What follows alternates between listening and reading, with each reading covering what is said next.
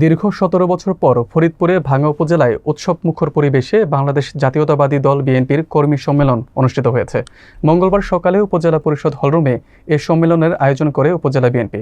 বিস্তারিত থাকছে ওয়াহিদুজ্জামানের তথ্যচিত্রে।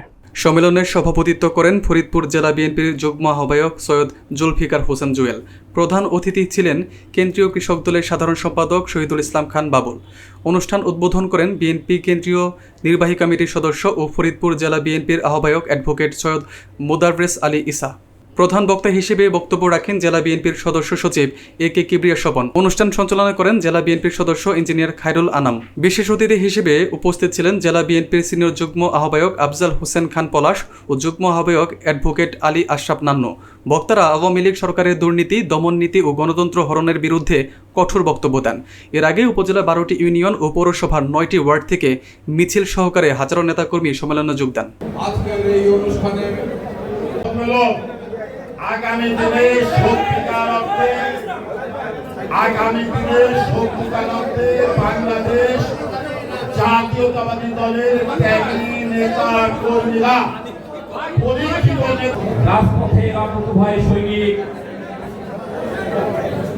জেলা বিএনপি বিপ্লবী যুগ্ম আহ্বায়ক জনাব জুলফিকার হোসেন জুয়েল, ইতিমধ্যে সভাপতি জাতীয়তাবাদী যুবদল ফরিদপুর জেলা শাখার সফল সভাপতি, বর্তমান বিএনপি ফরিদপুর জেলার সিনিয়র যুগ্ম আহ্বায়ক, যার নেতৃত্বে আমি পাশাপাশি কাঁধে কাঁধ মিলিয়ে আমার নেতা তারেক রহমান 17 বছর দেশে আসতে পারেন না। প্রতিবাদী অনেক মানুষ গুম হয়ে গেছে, অনেক সহযোদ্ধা আত্মাহুতি দিয়েছে।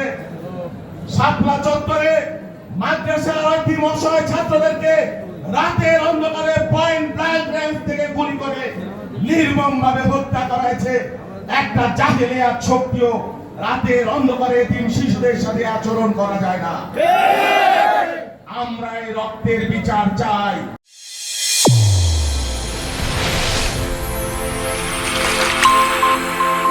চ্যানেল A1 হৃদয়ের স্পন্দন।